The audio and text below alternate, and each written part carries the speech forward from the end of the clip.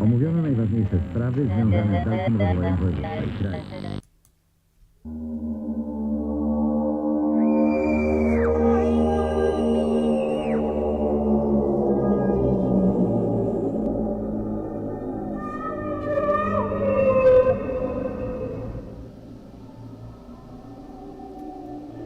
Why did you let him kill me?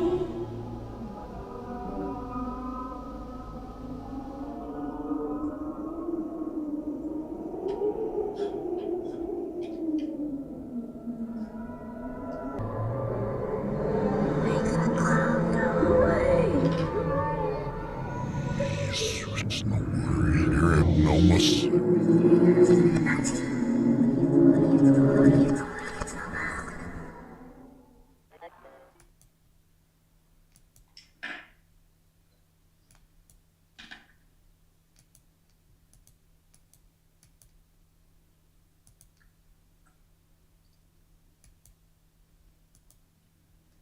Hi, everybody. Welcome to Do You Believe on livesci-fi.tv. Thanks so much for joining us. Oh, and please, would you please give us a like and please subscribe to the channel? We'd really appreciate it. Thanks so much for joining us today, and I'm so excited. I have Joshua Zeman with us tonight, and Joshua, oh my God, he took time out. He's very busy. He's a director, a writer, and a producer, and he does so many documentaries, and he's a very busy person, and I'm just thrilled to have him on the show tonight. Josh, thanks so much for joining me tonight. Thanks for having me. Oh my gosh. Now, Joshua, would you please tell the viewers about yourself? Yeah, so I'm a documentary filmmaker, do other sorts of narrative stuff as well, and a couple years ago I co-directed a feature documentary called Cropsy, and most recently I did another documentary investigative doc for the Chiller channel called Killer Legends. Yes, and that was awesome. Now you're working on a current project as well. Yeah, currently I'm working on another documentary project about the Gilgo Beach murders. Some people may know that as the Long Island serial killer, and that is basically they found 10 online escorts or escort workers dead in Long Island a couple years ago, and to this day they still have not caught the guy who did it, and they believe he'll come back. He's seasonal. And so this documentary kind of picks up where the police investigation left off, and a lot of it is about just the changing face of crime on the internet. Awesome. I hope you come back and do another show with us. Yeah, So why don't we start with your documentary, Killer Legends? Sure. They played it all day on the Chiller channel. It was fabulous. So let's do the show tonight on Killer Legends. Sure. So basically, off Cropsy, just to give you a little backstory, I did this film called Cropsy that was about this urban legend that we had growing up in Staten Island, New York, and a lot of the kids in my generation, the 80s, late 70s or early 80s. And that was about an escaped mental patient who lived in the basement of this abandoned mental institution in the middle of Staten Island called the Willowbrook Mental Institution, that had been fairly famous back in the day as being what was called a snake pit mental institution. And we would always go there as kids and hang out and keg parties and things like that. And we were always told never, to go near the basement because an escaped patient lived in the tunnels there, and his name was Cropsy, and if you wandered away, he would come out and snatch you.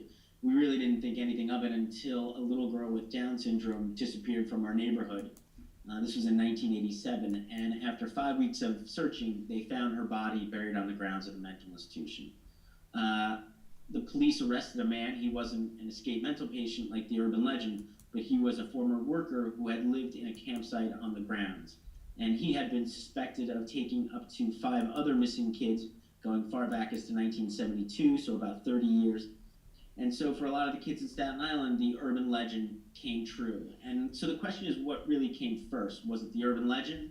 There's always urban legends about mental institutions. In fact, in American Horror Story, the second season did a whole show about, the kind of horrors that take place around mental institutions, and obviously all the films that we see today are always about mental institutions. So in our culture, we've had urban legends about mental institutions for years, mostly about the overcrowding, a lot of times about the tunnels, and we have urban legends about crazy people because we need to create stories to explain what we don't understand. And a lot of mentally disabled people, their behaviors are strange to us, and so we like to create urban legends with which to explain that. Mm-hmm. Now, they arrested, who did they arrest for the murders? His name was Andre Rand, and his mother had actually worked in a similar mental institution. In fact, they were all constructed very similarly. And so in the documentary, if you watch it, you'll kind of see how the community creates an urban legend, and how, as adults, we went back to find out whether the boogeyman of our childhood was real. Now, what was interesting is I went around the country touring with that film, and every audience I would meet, people would like to talk about other urban legends, the popular urban legends we all knew growing up. And the question was always, is there some truth behind these stories? And that's what I'm interested in. I'm interested in the cross-section, the intersection between horror, between urban legend and true crime, the truth, and where they meet, how they meet, and how they get mixed up to create the stories that continually seem to fascinate us through today. Mm-hmm. So from that, go ahead. Oh, no, go ahead. So from that, we went and looked at some other very popular urban legends, and to see if there was any truth behind them. And that's one of the interesting things about urban legends. There's always some sort of truth behind them. That's what makes an urban legend an urban legend. There has to be a true story or some factual elements, and the more factual, the more believable the urban legend is.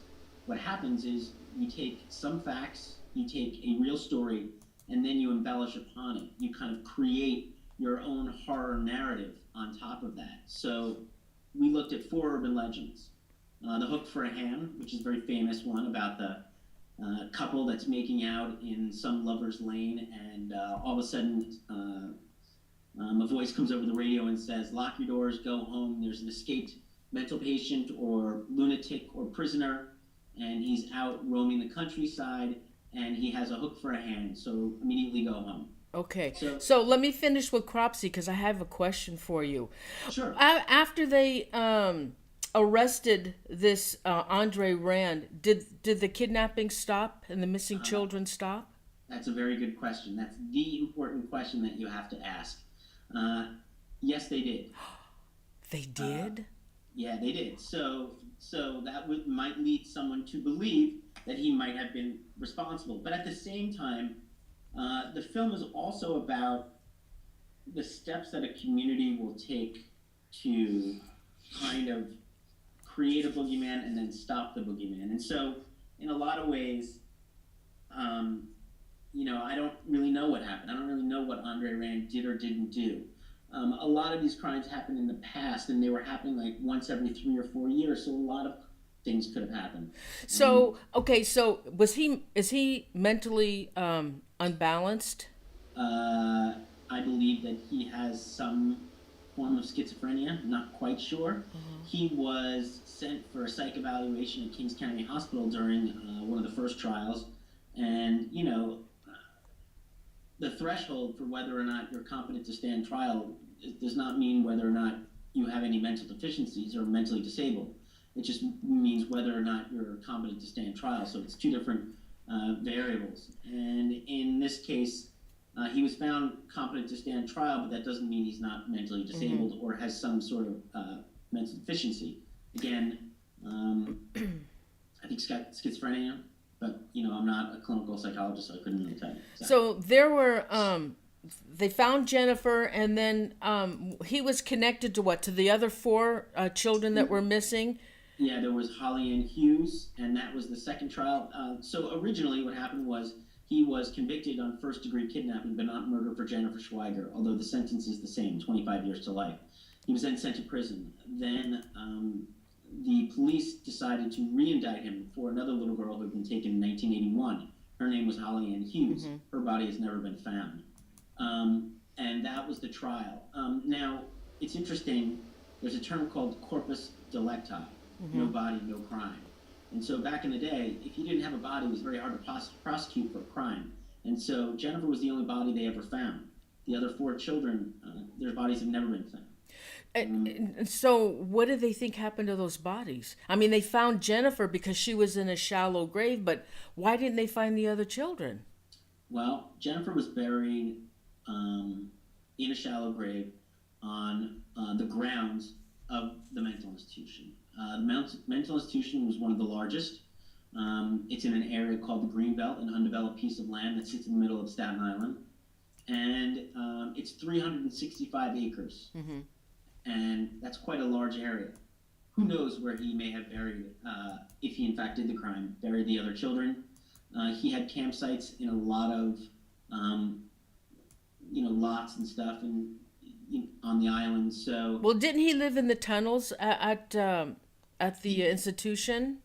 well, in fact, a lot of what happened was, and one of the larger themes in the documentary is about what's called deinstitutionalization in the 1970s. Through fiscal crisis and through Reaganomics and through a lot of the policies at the time regarding our mentally ill, rather than warehouse them, which was a horrific thing to do, we decided to let them out, which is both good and bad. Good because it changed the warehousing of individuals. Bad because we did it in a wrong and incorrect fashion. A lot of times, we just let people out without much follow-up. There was some transitioning of some mentally disabled into group homes, but others were just left to their own devices on the streets, and that's one of the reasons why we had the homeless problem. And so what happened was a lot of these people, they were brought to Willowbrook as children. You were told to bring your Down syndrome child to Willowbrook and just leave them there. That was the best thing for them. And so what happened was children would be left there. They would grow up in the Willowbrook. They were then let out, and they returned out of confusion and habit. They found their way back, and then some of them lived in tunnels. Some of them lived in campsites, and Andre Rand was one of them, although he was a former worker who had been on the ground. So that, as you can imagine, creates quite a scary scenario for the residents, and fuels a lot of urban legends and a lot of myths and a lot of horror stories. Now, the other children that were missing as well, they were mentally handicapped as well, weren't they? Some of them were mentally handicapped. Some, they were marginalized children. Andre Rand, if you watch the documentary, one of the ideas is that Andre Rand had a messiah complex. He believed that he was killing children in an effort to save them from a life of institutionalization or from unwanted parents. And so a lot of what he was doing was kind of finding marginalized children. Now those children are they're easier to take because, let's say there's a dependency issue at home, or because they're mentally disabled and they wander off and things like that. And at the same time, that also fueled why he was taking them. Mm-hmm. All right, go ahead. You done? No. Okay, so let's move on now to the Candyman. Sure, the Killer Legends. Yes. So now we're going to talk about Killer Legends, which is the doc that I just did for Chiller with Rachel Mills. She was the researcher. And for that, we decided to look at, again, 4 of our scariest urban legends and the true stories that may or may not have inspired them. One of the urban legends that we all know, and it's not even an urban legend anymore, is about Halloween candy, tainted Halloween candy. Do you think that that's an urban legend? Do I? No. Not many people do. It's so commonplace now to scan our candy, to look for them, to see if there's any holes or punctures or anything. And the idea that someone might taint candy is pretty commonplace. But in fact, it's really an urban legend. It is, really. Doesn't happen.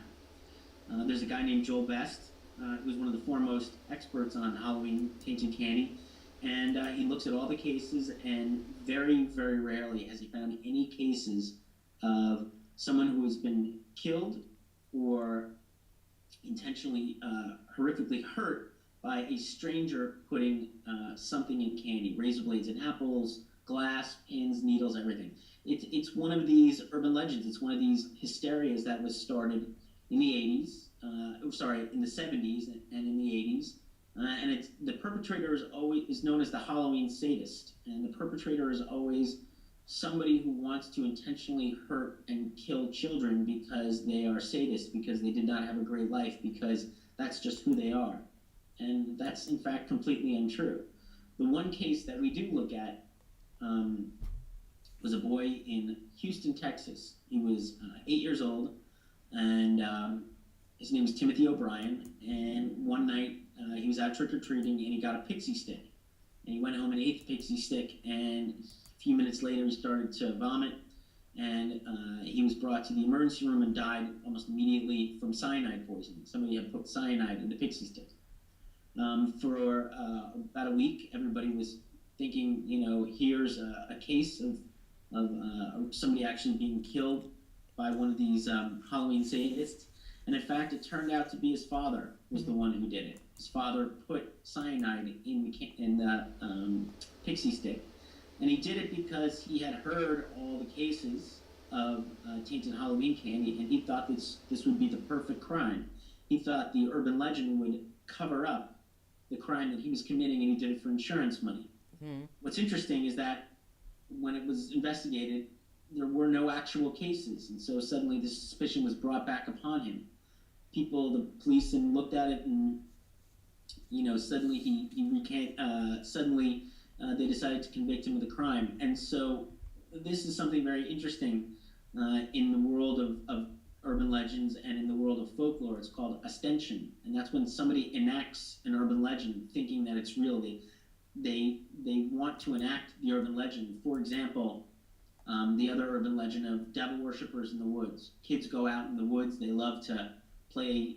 They love to paint 666 and build fires and sacrifice cats. Well, sometimes the police are called, and the police go out there and they say, "Oh, look, evidence of devil worshipping," when it's in fact just the kids pretending, playing. So it becomes this big game of telephone. Mm-hmm. That's called ostension, and that's what happened in this case. He thought the urban legend was real. Now he had a sister, Elizabeth, right? He had a young sister.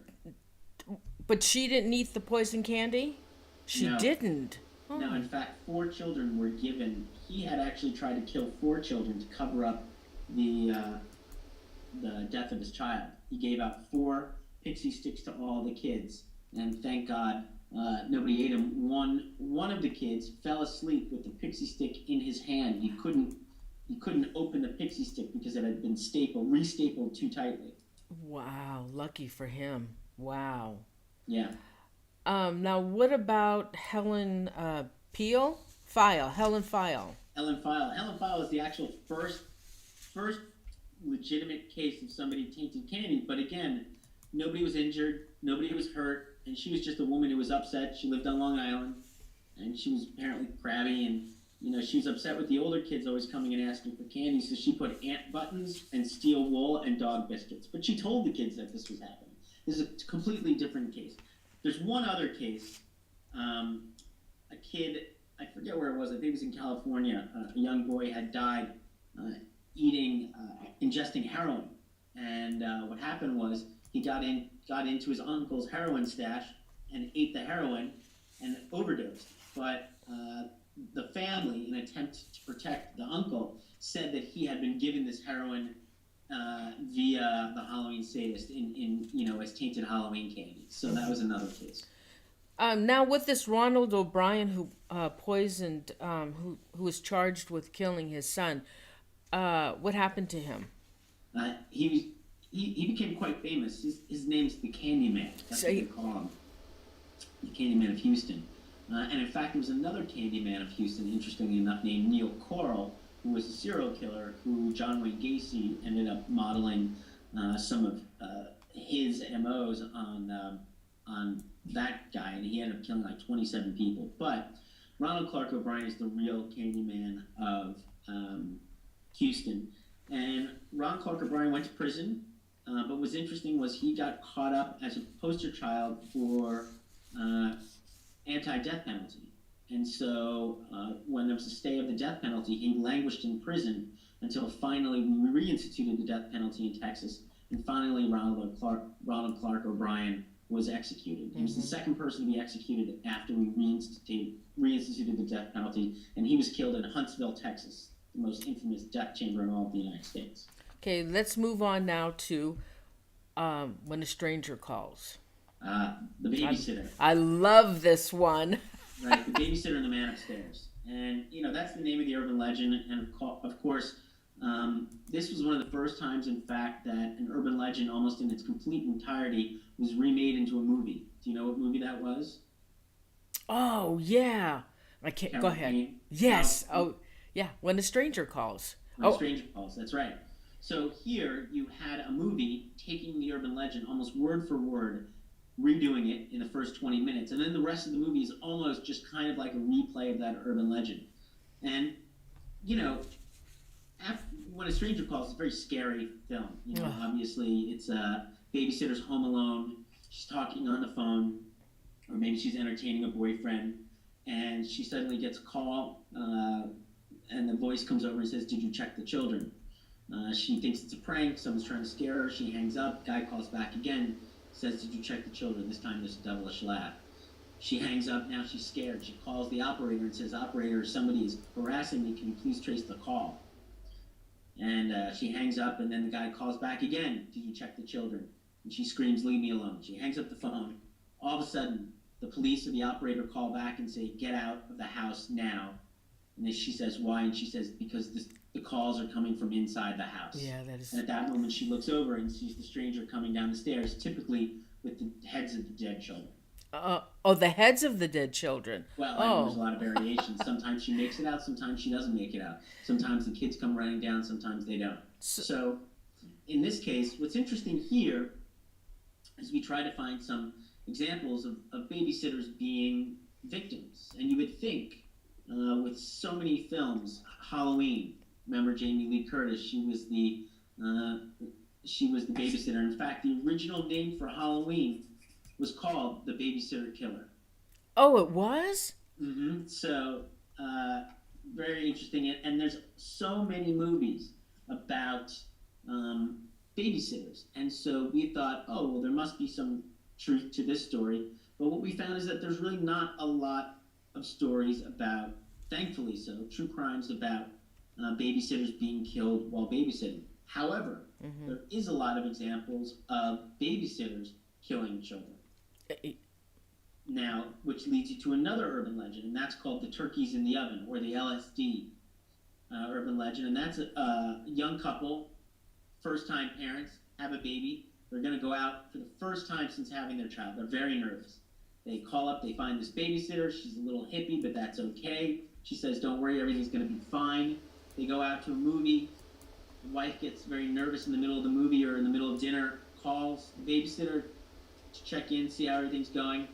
Babysitter says, "Oh, everything's fine. Baby's upstairs asleep, and the turkey's in the oven." And the mother goes, "What turkey?" And all of a sudden the parents rush home, and there they found that the babysitter has put the baby in the oven. Oh my! What happened is that she had taken acid, LSD, freaked out, and put the baby in the oven. Oh my God! That's really a cautionary tale. As we said, all urban legends, or many urban legends, are really just cautionary tales, telling you to be wary of something. Okay, now what about Janet Christman? Right. So now there's a real case that we did find in Columbia, Missouri. The girl's name is Jeanette Christman. She was killed while babysitting. Somebody came through the front of the house. She was actually on the phone, just like the urban legend, and had called the police. And all of a sudden the line went dead. They couldn't trace the call because it was back in the 1950s. They didn't have that technology. The people who owned the house came home, and they found her. She had been strangled to death, but the baby was still alive. She had also been raped. Now, what's very interesting is that this was in the 1950s in Columbia, Missouri. They ended up arresting a man for the crime. He was an African-American guy. They got him to confess, and then they killed him. And then a couple of years later, another babysitter died. Very similar circumstances, a couple blocks from Jeanette Christman. She too had been strangled with a cord. She too had been raped. That was Mary Lou Jenkins. That's correct, Mary Lou Jenkins. Mary Lou Jenkins was not babysitting at the time, but she had been known to babysit, and it was a young girl, and it's very much the same MO. All of a sudden, some of the police realized maybe they put the wrong guy to death. However, interestingly enough, they arrested another African American guy and tried to get him to commit to the crime. He didn't. He was arrested, and then they ended up arresting a Caucasian man. He was a little bit more prominent in the neighborhood, although they could never convict him of the crime, and he ended up going free.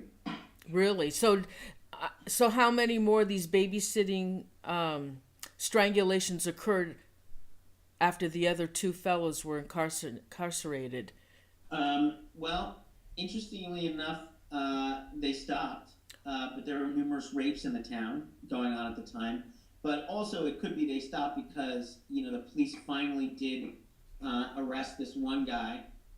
Again, he was never charged with crime, but he then moved away. Oh. So that could be the case Yeah. too. Now, what about this Robert Mueller? Is that who you were talking about? That's the name of the guy who had been suspected of crimes.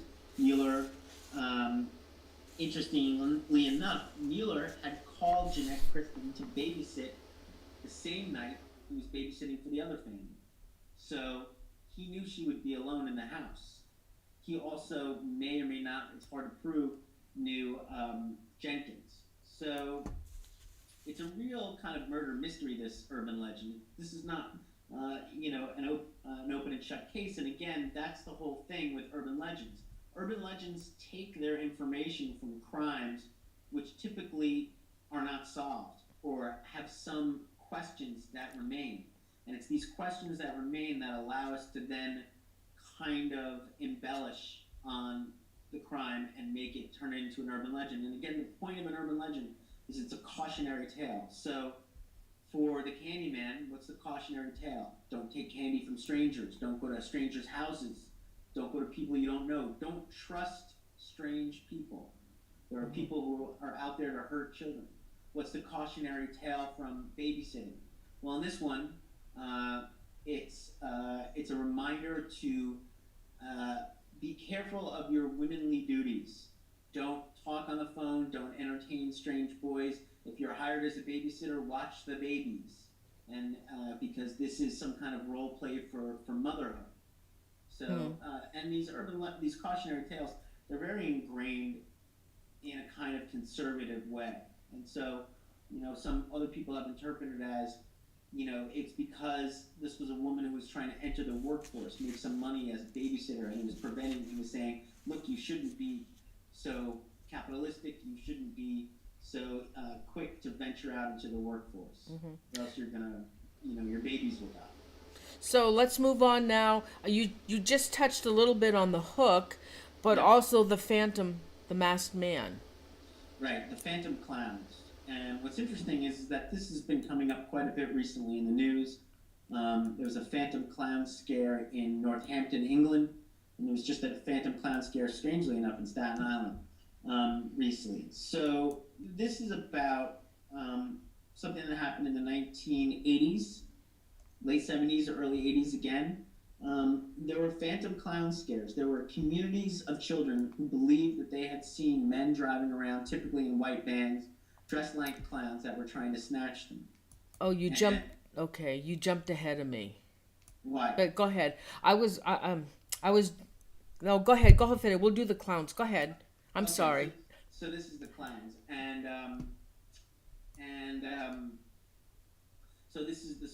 So in this case, throughout the 80s, children were seeing these men driving around dressed like clowns. And what's so interesting to me about this urban legend, it's more hysteria. In this case, the question is, how did this Phantom Clown scare start? First, it starts in places like Newark. Then it goes to Scotland. Then it goes to Galveston, Texas. And then it goes all over the country, all over the world. Now it's in Latin America. But what's interesting is this was happening pre-internet age. So how was word spreading about these Phantom Clowns? Yeah. pre-internet age, and we went to Chicago because that's where there was a prevalent phantom clown scare. And what was interesting in Chicago, people have looked at it. It wasn't just one demographic of kids. It wasn't just African American kids or upper income kids. This was everywhere. There was Hasidic kids were seeing phantom clowns, African American kids, privileged, non-privileged, and so again, pre-internet age. How was this How was this passing between isolated groups of kids in between isolated towns pre-internet? And so, a lot of it is really about how clowns became so creepy. They're originally supposed to be these kind of lovable, fun characters, but somewhere along the way they turned creepy. Somewhere along the way we start to see these phantom clown scares. And some people believe that a lot of it started, with Stephen King, It, or with Poltergeist. But actually, the phantom clown scares started before that. And a lot of people kind of peg the beginning to be John Wayne Gacy. John Wayne Gacy, the serial killer from Chicago, who dressed as a clown. Now, what's interesting about Gacy is that he never actually killed anyone as a clown, but he's always associated with being Pogo the Clown, the dark side of the serial killer. So Josh, when he dressed up as a clown, that was a character. He was Pogo the Clown. Would he attend functions as Pogo the Clown? Yeah, he would do all this stuff, but what's interesting, he would do birthday parties and things. But again, he never killed as the clown. A lot of the movies that you see now, they show John Wayne Gacy as the killer clown, but that's not what he ever did. He liked to put on masks and he liked to dress up to be something he wasn't, but he was never quite evil. Josh? So what is your take on that? Since you like to investigate murders and mysteries and stuff, wouldn't you think that if he stayed dressed up as a clown, that would make it easier for him to do his killings, because he would be somebody else. He would be Pogo and not John Wayne Gacy. What I think about Gacy is that, and what we say is that his normal stuff was pretty sadistic, and so he dressed like a clown to have a break from being so sadistic. He liked always to be the center of attention, but then he could be the center of attention but not be so sadistic. It was John Wayne Gacy, the normal human being, who was the killer. He was he would lure teenage boys. He dressed like a cop, actually. He dressed like a police officer and went to a park where all these young boys were hanging out, prostituting themselves, and he would fake arrest them, put them in handcuffs, and bring them back to his house. So he was a guy who kind of dressed up a lot. He liked to wear a lot of different hats, and he liked to be a lot of different roles, and he liked to be the center of attention. You know what I've noticed in your documentary? That most of these killer legends, they're all referred to as boogeyman. Well, I really find that to be very interesting. I'm kind of fascinated with the idea of the boogeyman. And you know where the name the boogeyman came from? No. Apparently there was a group called the Boogies. They were, I forget exactly where, but it's Indonesia. They were a tribe, and they would sail on balsa wood boats that were very, very light and didn't make a lot of noise. And they would creep up next to you in the middle of the night and snatch the women and children. And so that is how the name Boogeyman came into play. Wow, okay. So now he also, what's the self-portrait that he did? Right. Well, I think that goes to the fact that Gacy liked dressing up as a clown, but I don't think he knew. I mean, there's, who knows what's in his mind. I don't think he knew how creepy he was. I think only as culture went on, we started to create clowns as being more creepy. But then I think once we found all these people, there's tons of people out there who love serial killers and they're obsessed with serial killer memorabilia. I find it pretty macabre, but, and they love the fact that he was this killer clown because it's so absolutely scary. So I think he started to then, in prison, as a way to get attention, was to kind of make self-portraits of him as Pogo the Clown, because I think the public really liked the public idolized him as that killer clown, and I think he bought into that. Wow. And he killed what, 33 people, right? Yeah, 33 young boys. And Yeah, they found them all in the was it underneath the house? yeah, yeah. We actually talked to Bob Egan.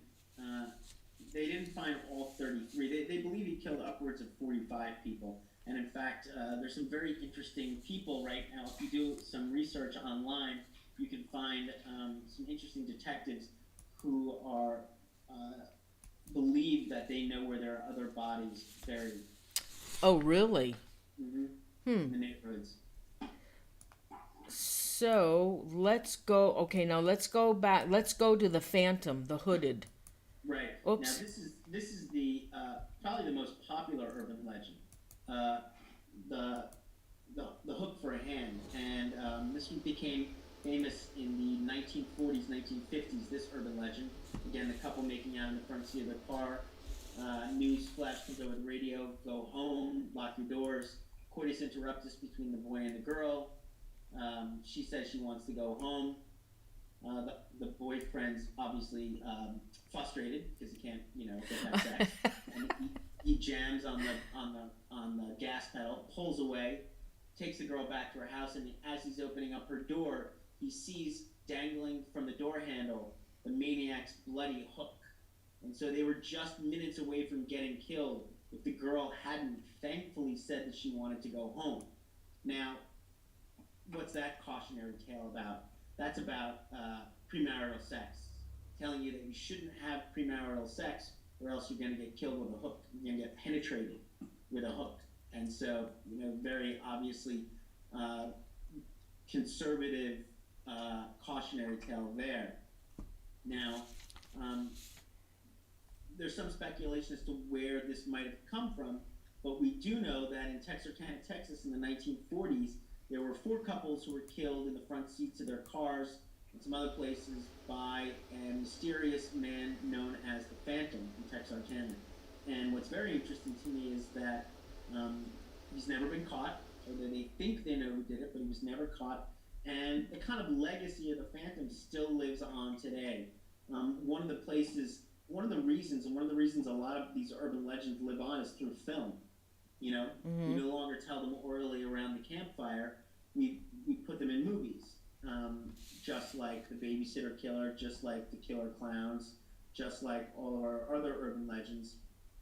The Hook, the Phantom, especially in Texarkana, was immortalized in the 1976 cult classic film The Town That Dreaded Sundown, directed by Charles B. Pierce. Now, what's amazing about Charles B. Pierce is that his film before that was called The Legend of Boggy Creek, one of the most successful independent films of all time, and a very weird movie. And what was so interesting about it was the way it blended reality and fictionalized filmmaking back in the day. It was almost like a found footage movie. In fact, it was the first found footage movie, and the makers of Blair Witch said that The Legend of Boggy Creek was one of their inspirations. Really? Yeah, Oh. and this is Charles B. Pierce. Now, Charles B. Pierce lived in Texarkana, Texas, and so he made this story about, he made this movie about this story that affected him as a child. And, this Phantom who was never caught, who terrorized all these kids in the hometown. Now, what's also very interesting is that,